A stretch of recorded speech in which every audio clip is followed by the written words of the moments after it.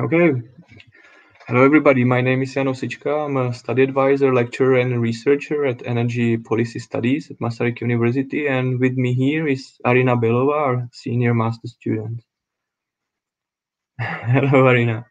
So I'd like to start with an obvious question, and that's why anybody should be interested in studies of energy policy. Well, I might have two answers for that. First, it is incredibly interesting because we are investigating the most important issues of today, like take climate change, for example, and the transition towards sustainability of our economy and of our societies in general. Um, we set to leave the fossil fuels altogether, but leaving fossil fuels is not just a matter of replacing one technology with another. We have to get all the coal mining regions, for example, ready for the transition. We have to change our practices. We have to change the way we think about our energy systems. Just take electrical mobility as an example. Electrical cars behave differently than the cars we are used to. So that makes it a very complex problem that we also deal with here. Another issue, economic development and inequality. We have 2 billion people around the world without electricity and 1 billion people without the access to modern energy services. How can we take them on board? How can they achieve the level, the standard of living that we and then people in developed countries have? And how can we do that without further destruction of the environment? That's a crucial question of today. Traditionally, energy politics was also interested in geopolitics. So you probably are familiar with the oil shocks in 1970s and with the geopolitical use of energy supplies. So we know that there are many countries now dependent vitally on imports of commodities like oil. What can we do about that? And will they eventually become vitally dependent on new energy materials such as lithium? So these are fairly complex issues that really go beyond the realm of a single science or a single program. So what we try to do here, and that's the second reason why to join us, is approach these issues from a fairly holistic point of view. So while the core of what we are doing is based in political science, so we study policies and governance and how interests are represented and how decisions are taken and these kind of things. But we also provide our students with the background in environmental science, technology, economics, law, and other disciplines that might be relevant for what they are doing. And this makes this holistic approach makes things even more interesting, entertaining, and maybe rewarding to study. Now, let's talk a bit about the exact content of the program and maybe of what you can do as a student here. So maybe there are two options that you can choose. One is to take a piece from all that what I was talking about. So you can take the very background classes in environmental science, in geopolitics, in renewable energy, in economics, and create a fairly holistic view on the issue. Or you can specialize. That's especially the case for people who come from a specific background. So they might prefer following. If you come from a legal background, for example, you study law at bachelor's, you might be tempted to go on with that, and you can do that partially as well here. So apart from the standard energy policy stuff that we will be doing, you can develop your your knowledge of law or international law at our program as well. So I will now take advantage of having Arina with me here and ask her about her strategy for going through the program. So what did you choose? How did you approach this dilemma of choice? Only so little time and so many classes available. Yeah, that was my problem actually, because I took almost all the courses within the program because they all seemed very interesting to me, and I didn't want to miss the opportunity to learn a new aspect of energy and expand my way of thinking. So basically, I had all of, like, I'm having all of them at the moment. finishing the whole scope. But later on, I found out that I'm more interested in energy transition issues and energy markets. So I started to pay slightly more attention toward those courses, but Mm-hmm. all of them were really nice. Okay, thank you very much. Yeah, that is often the case that people do employ the strategy of taking a piece from all the disciplines that we offer, at least initially, and later on, and especially when they approach the time when writing final thesis or doing the thesis research, is on they focus on a particular issue or a particular discipline that they can use later on in their research project.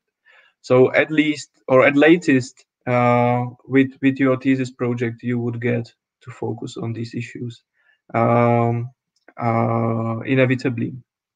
And so, what maybe can you tell us how did you choose your master thesis, or how did this play into that?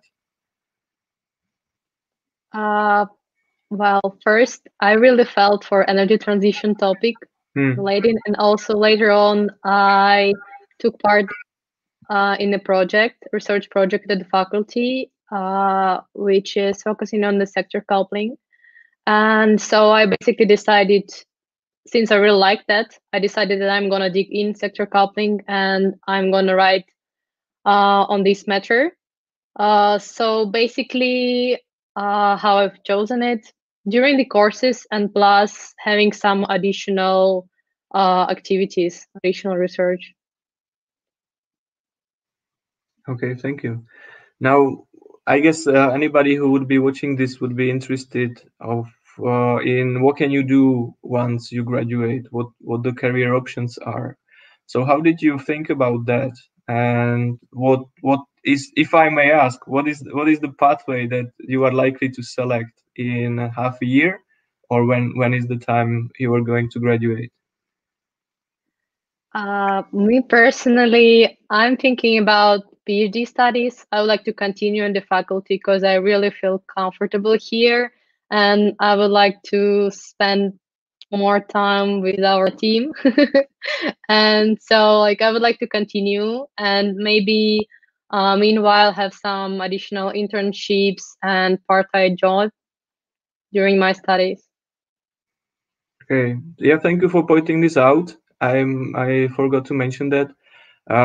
Apart from this focused or holistic approach that you can take at our studies, you can also spend a lot of time doing internships and any practical work that we count into your education if it's energy policy related.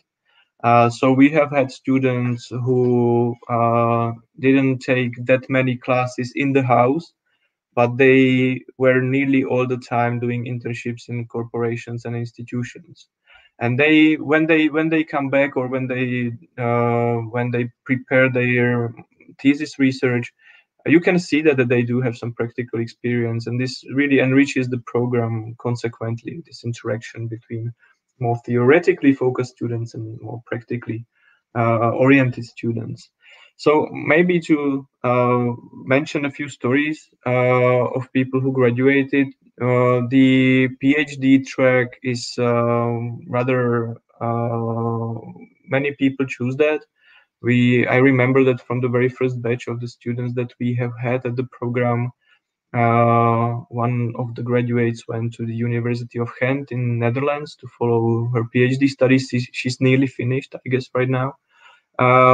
And maybe the other parts or the other pathways that are there include state institutions, especially those who focus on energy or environmental issues.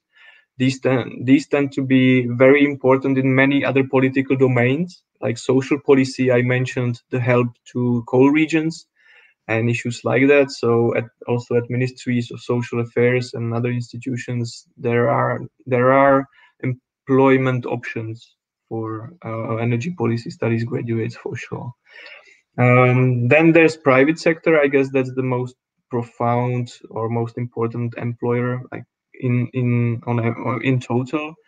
And essentially anywhere where some strategic thinking is needed to be employed, our graduates can fare very well.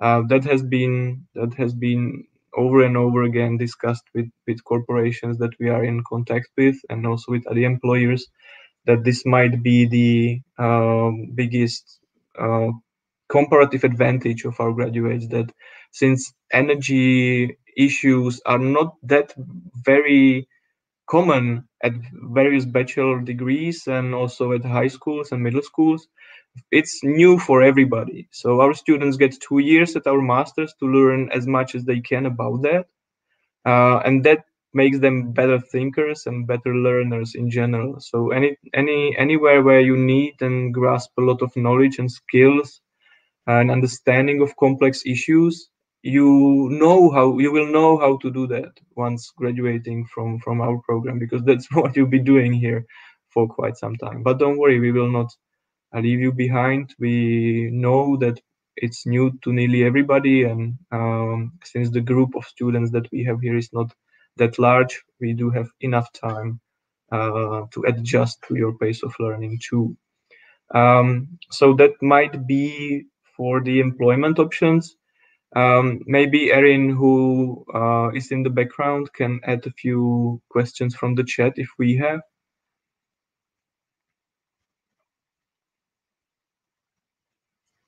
Okay, do you need to study politics before? No. You need to have a valid bachelor's degree, but we don't really care where this comes from or in which discipline this is. Um, as I mentioned, it's new to everybody, and it is difficult to identify something that would really, enable you to get the most out of the program. Maybe on the contrary, the further away from what the program does you are, the more you can get out of that, because this way you truly will end up with very holistic and complex education. So coming from maybe engineering background, which a few of our students and graduates have, you can supplement that knowledge with knowing how those industries actually that you might be end up working for, I don't know, designing turbines or whatever it is that you will end up doing. You might know how those corporations work. You might know how those policies work, and then this can, lead to you being a better worker at the end of the day, because that's what the companies look for, right? So yeah, we have had traditionally a very diverse group of students. We have had social science graduates, we have engineering graduates, economics, law, geography, cartography, these kind of things. So no, you don't really need to have anything specific uh, in your CV of that kind.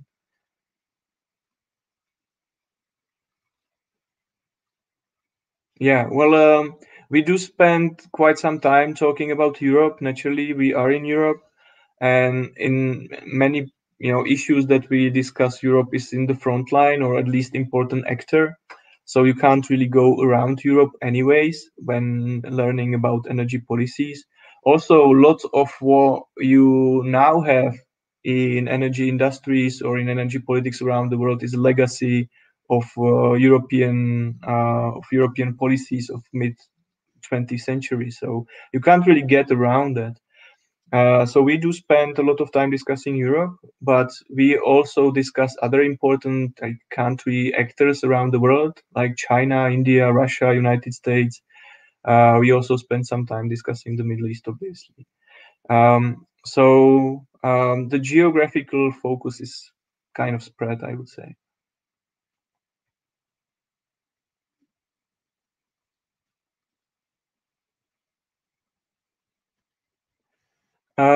I assume that this would depend on your choices, on the choices of the students.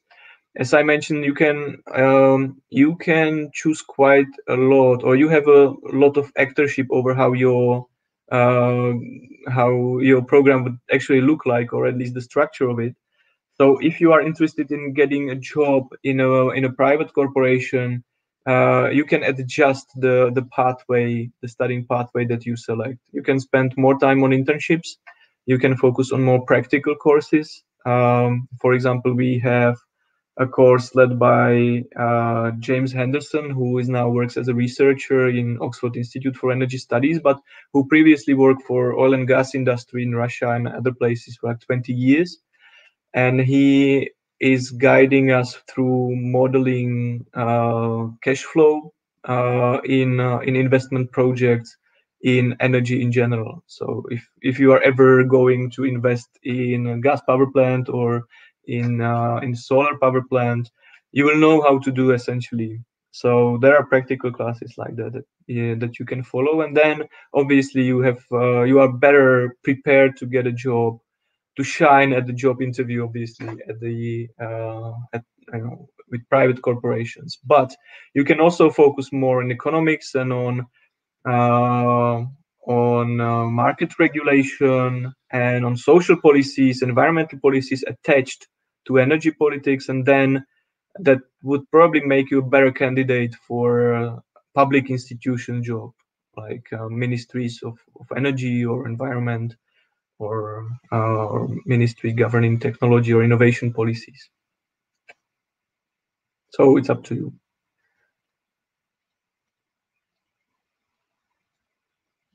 All right, Arina, did I miss anything? Would you like to add anything? No, I think that it was sufficient. Okay, good. So you saw our contacts. Feel free to contact us anytime. We are used to it. People send us emails with inquiries, so don't be afraid to do that. And we'll be looking forward hearing from you. Thank you. Bye.